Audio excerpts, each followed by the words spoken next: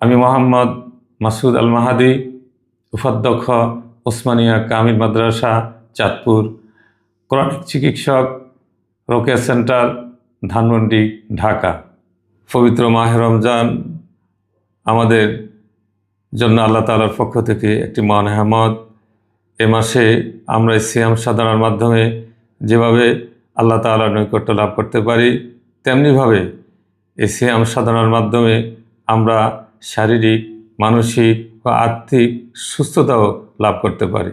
আসলে আমাদের শারীরিক অসুস্থতা শুধুমাত্র শরীরের সীমায় আবদ্ধ নয়, বরং মানসিক অস্থিরতা, ভয়, হতাশা, উদ্দেশ্যহীনতা এসবের সমন্বয়ে একজন মানুষের শরীরের কষ্টের পূর্ণ চিত্র গড়ে ওঠে। ইসলামী দৃষ্টিকোণ থেকে মানুষের এই সার্বিক সংকট থেকে উত্তরণের অন্যতম মাধ্যম হলো পবিত্র মাহে রমজান।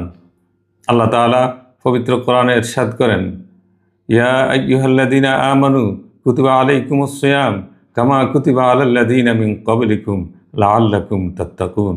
হে ঈমানদারগণ, তোমাদের উপরে রোজা ফরজ করা হয়েছে যেমনিভাবে ফরজ করা হয়েছিল তোমাদের পূর্ববর্তী উম্মতদের উপরে, যাতে তোমরা তাকওয়া অর্জন করতে পারো।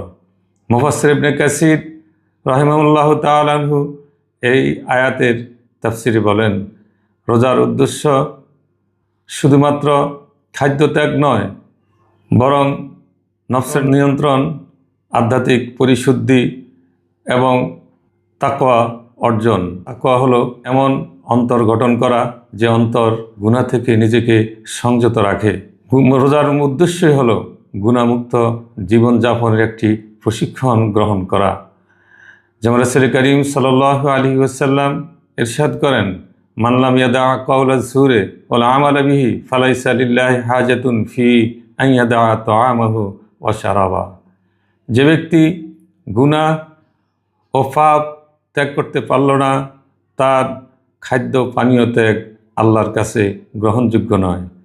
এ হাদিসে ইঙ্গিত করে রোজা শুধুমাত্র খাদ্য ত্যাগ করাই যথেষ্ট নয়, বরং আত্মসংযম, গুণামুক্ত জীবনযাপন হলো রোজার মূল উদ্দেশ্য।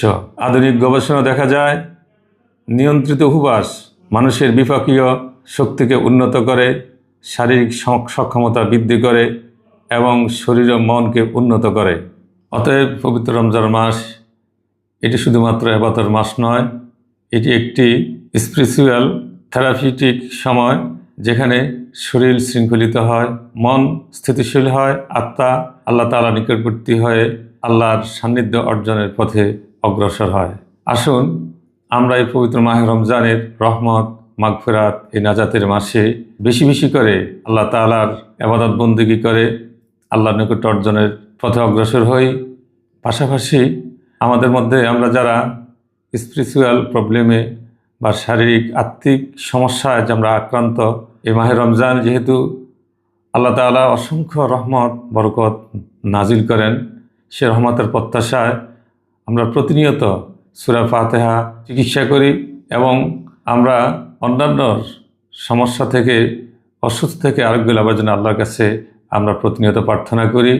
যারা নিজে চিকিৎসা বা রোকেয়া করতে অক্ষম, এই কোরআনিক চিকিৎসায় যারা অভিজ্ঞ, তাদের দ্বারস্থ হই এবং সুস্থতার জন্য আল্লাহর কাছে দোয়া করি। আশা করি এই মাহে রমজানে এই দোয়া কবুলের মাসে আল্লাহ তাআলা আমাদের সকলকে সুস্থ করে দিবেন, আল্লাহ আমাদের দোয়া মঞ্জুর করবেন।